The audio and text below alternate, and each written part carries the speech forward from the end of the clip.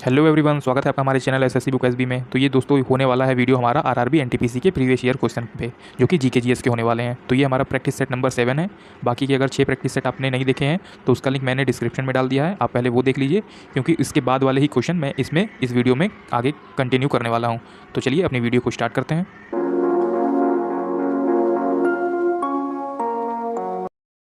तो आज की वीडियो का दोस्तों पहला क्वेश्चन है हमारा, निम्नलिखित में से कौन सा एक आउटपुट डिवाइस है। तो इसमें आपको बताना है कि ये आउटपुट डिवाइस है। तो प्रिंटर जो है वो एक आउटपुट डिवाइस है, और जो दूसरा ऑप्शन है माउस, तीसरा ऑप्शन है MICR और चौथा ऑप्शन है OCR। तो ये तीनों जो है वो इनपुट डिवाइस है, और जो प्रिंटर है हमारा वो एक आउटपुट डिवाइस है।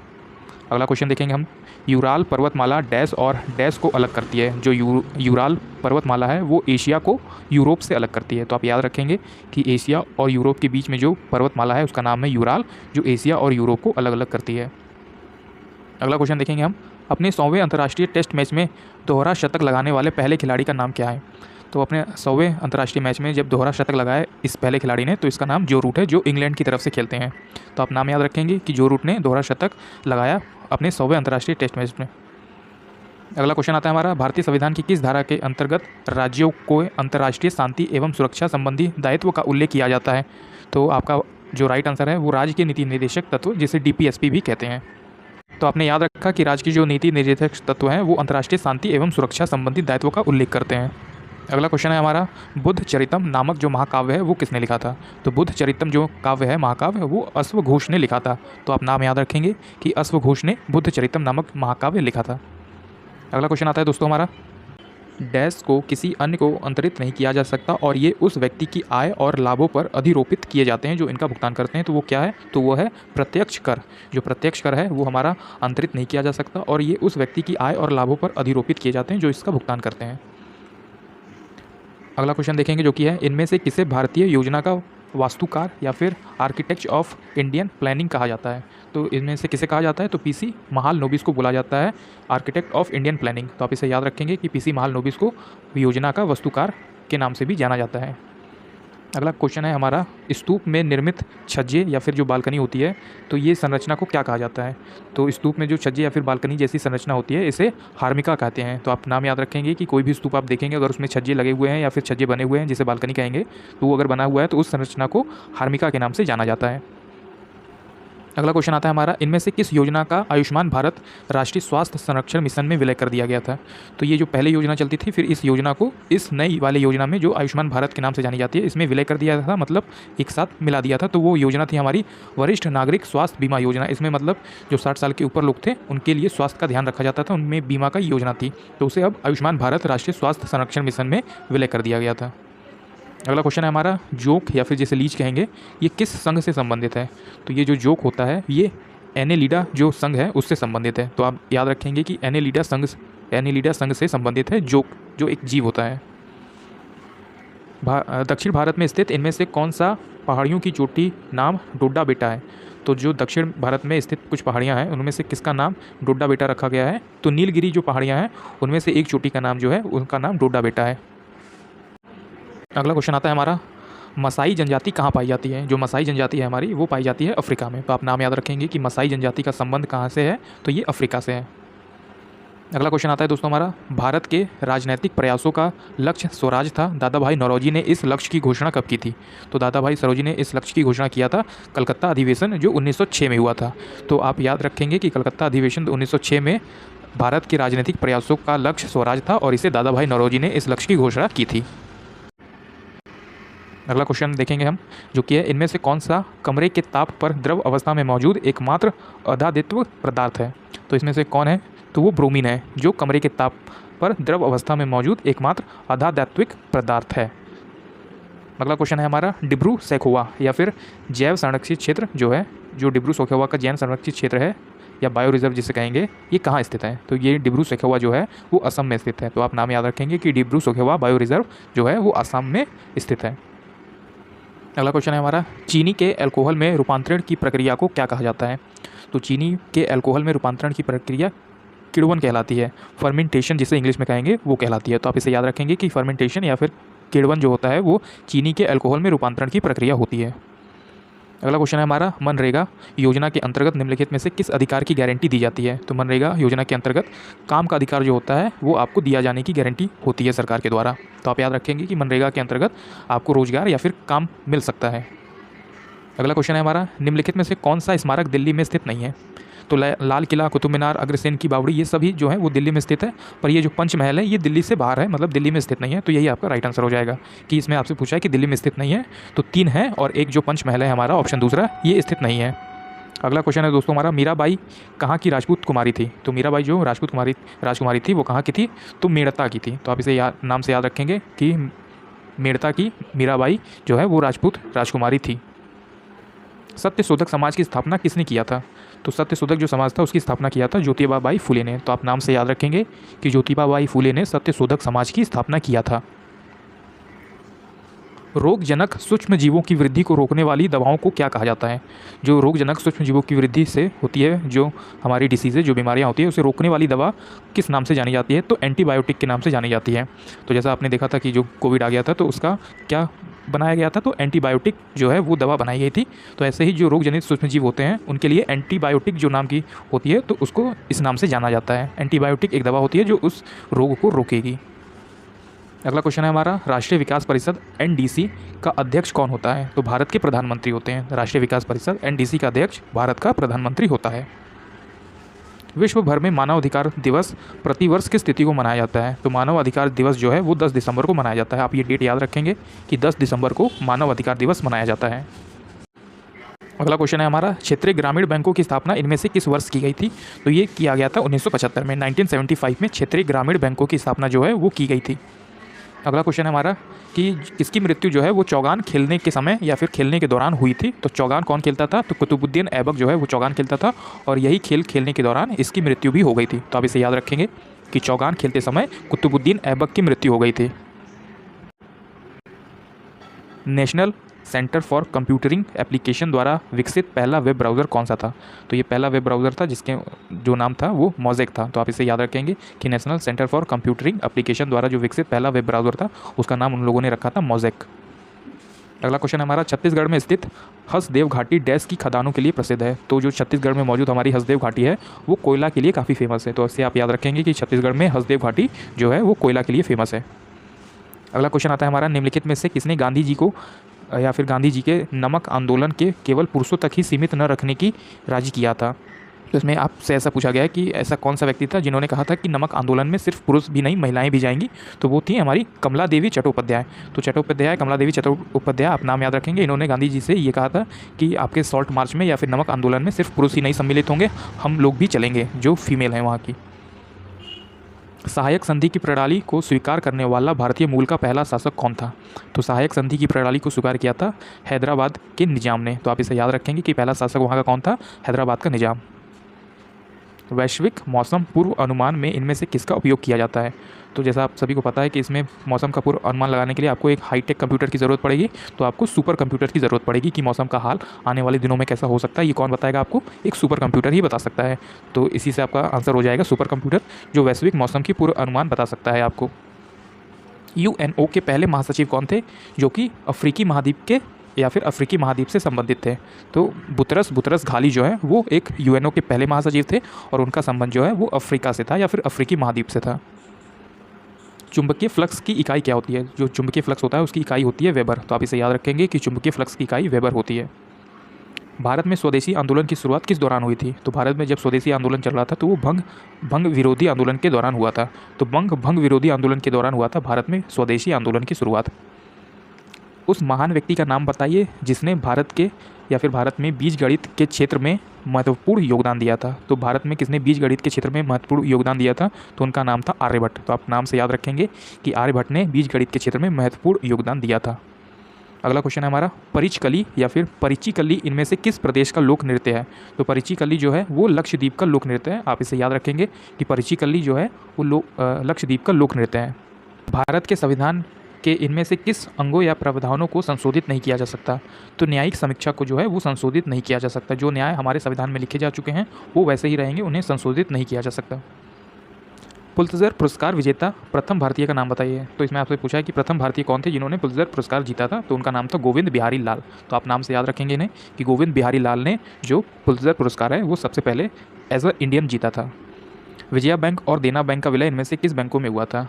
तो विजया बैंक और देना बैंक दोनों इस समय बैंक ऑफ बड़ौदा जो बैंक है उसमें विलय हो चुके हैं। तो आप याद रखेंगे कि विजया बैंक और देना बैंक बैंक ऑफ बड़ौदा के अंडर में आ चुके हैं।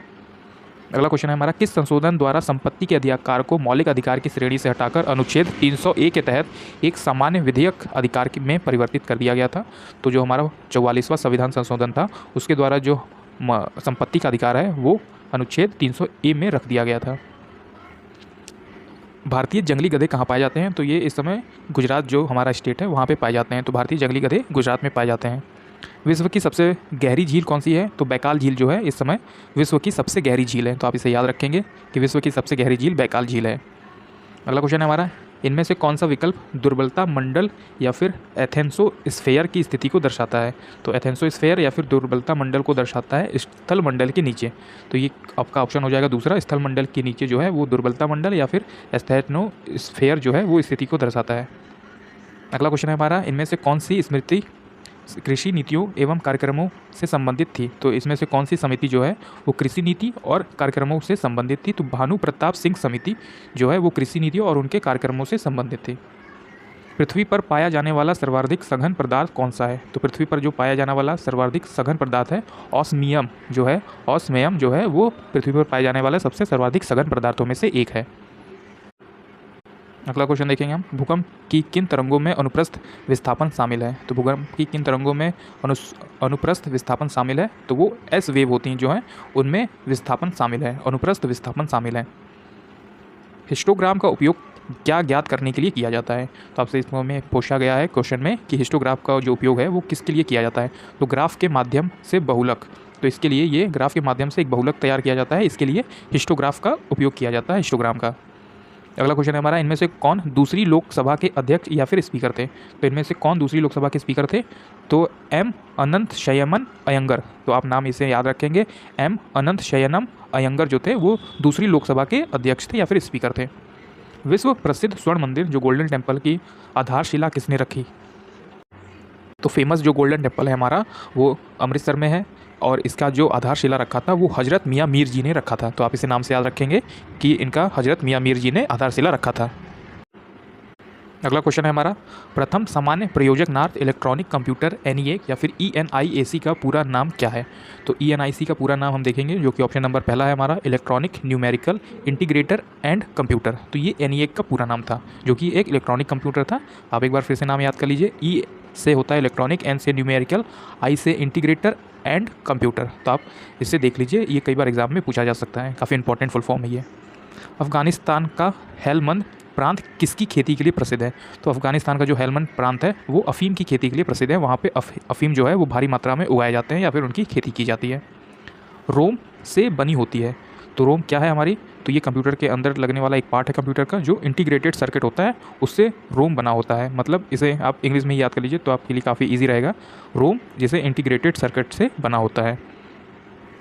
अगला क्वेश्चन है हमारा, गांधी जी के गिरफ्तार होने के बाद धरासन सॉल्ट वर्क्स पर हमला करने हेतु की गई यात्रा का नेतृत्व किसने किया? तो अब्बास तैयब जी ने ये इसका नेतृत्व किया था।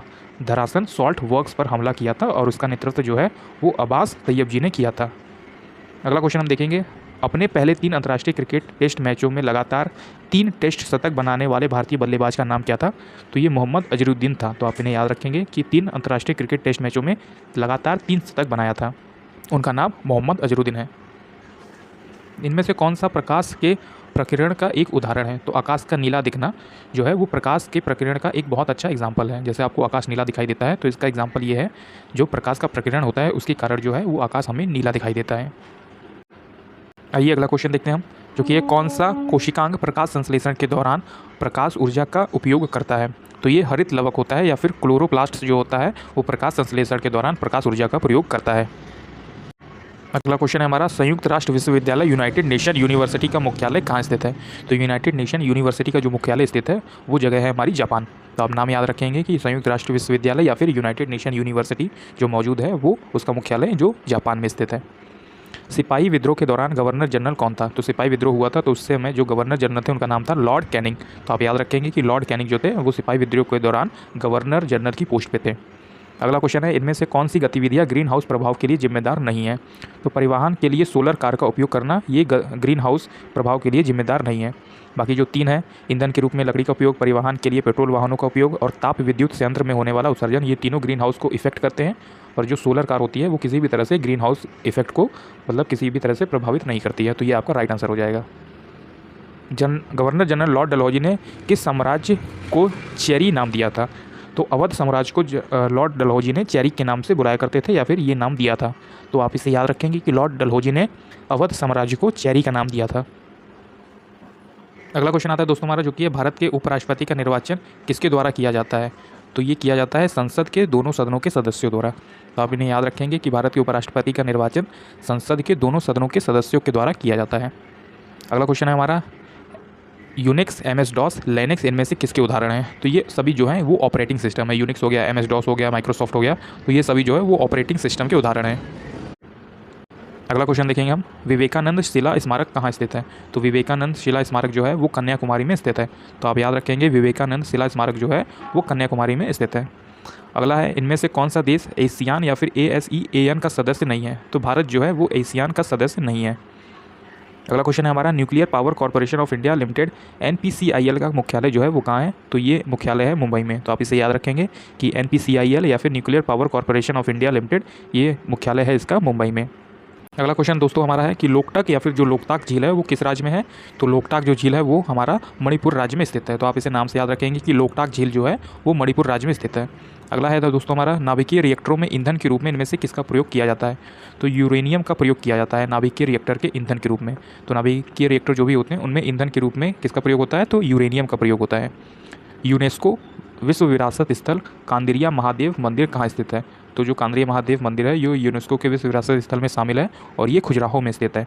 तो आप इसे याद रखेंगे कि कांदिरिया महादेव मंदिर ये यूनेस्को के विश्व विरासत स्थल में शामिल है, ये खजुराहो में है।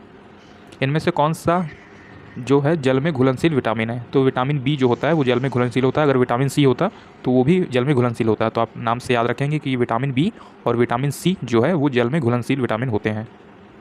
अगला है हमारा, प्राचीन संस्कृत ग्रंथ अष्टध्यायी के लेखक जो है उनका नाम है? तो अष्टध्यायी के जो लेखक हैं वो पाणिनि हैं। तो आप इन्हें नाम से याद रखेंगे कि पाणिनि जो है वो अष्टध्यायी के लेखक है। अगला क्वेश्चन है हमारा, लाइन, डेजी व्हील, लेज़र और ड्रम किसके प्रकार हैं? तो लाइन, डेजी व्हील और लेज़र जो है वो प्रिंटरों के प्रकार हैं। तो इस टाइप के प्रिंटर होते हैं जैसे line printer, Daisy wheel printer या फिर लेज़र और ड्रम प्रिंटर जो है वो सभी प्रिंटर के प्रकार हैं। निम्नलिखित में से कौन सा स्प्रेडशीट का एक उदाहरण है? तो माइक्रोसॉफ्ट एक्सेल जो है वो स्प्रेडशीट का एक उदाहरण है। अगला क्वेश्चन है हमारा, समर्थ योजना केंद्र सरकार के किस मंत्रालय द्वारा संचालित है?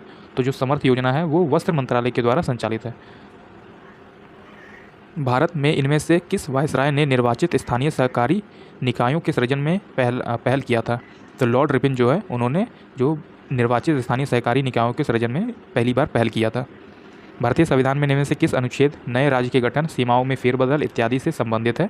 तो ये अनुच्छेद है हमारा तीसरा। अनुच्छेद तीसरा हमें क्या कहता है कि हम कोई भी नए राज्य बना सकते हैं, इसकी सीमा को हम बाहर ले सकते हैं, इस राज्य को हम अपने राज्य में ऐड कर सकते हैं, इस राज्य से हम अलग हो सकते हैं। तो ये सभी चीज़ें जो है वो आर्टिकल 3 में लिखा गया है या फिर अनुच्छेद 3 में जो है इस बारे में बताया गया है। अगला क्वेश्चन है हमारा, वायुमंडल में तड़ित या फिर लाइटनिंग द्वारा किस गैस का स्थिरीकरण होता है या फिर हो सकता है? तो ये होता है नाइट्रोजन का। तो नाइट्रोजन जो है वो वायुमंडल में तड़ित द्वारा किस गैस का स्थिरीकरण होता है? तो नाइट्रोजन का होता है। कार्ल लैंडस्टीनर को इनमें से किसके लिए जाना जाता है? तो कार्ल लैंडस्टीनर को जाना जाता है रिक्त समूह के वर्गीकरण की खोज के लिए। तो आप याद रखेंगे कि कार्ल लैंडस्टीनर को जाना जाता है रिक्त समूह के वर्गीकरण खोज के लिए। ये था हमारा दोस्तों आज का लास्ट क्वेश्चन। अगर आपको हमारी ये वीडियो पसंद आई तो इस वीडियो पर आप एक लाइक ज़रूर कर सकते हैं। अगर आपको ऐसे ही और सारी वीडियोस चाहिए जो RRB NTPC में क्वेश्चन पूछे जा चुके हैं तो आप हमारे चैनल SSC बुक SB को सब्सक्राइब कर लीजिए। मैं ऐसे ही ढेर सारी वीडियो जो RRB NTPC के previous year question GK GS में बने हैं वो मैं लेके आता रहूँगा ताकि यही सारे क्वेश्चन जो है वो आपको हेल्प कर सके आपके आने वाले एग्जाम्स के लिए। तो मिलते हैं आपसे नेक्स्ट किसी अच्छे से वीडियो में जो कि RRB NTPC की होने वाली है। तब तक पढ़ते रहिए और अपने लक्ष्य की तरफ आगे बढ़ते रहिए। Thank you.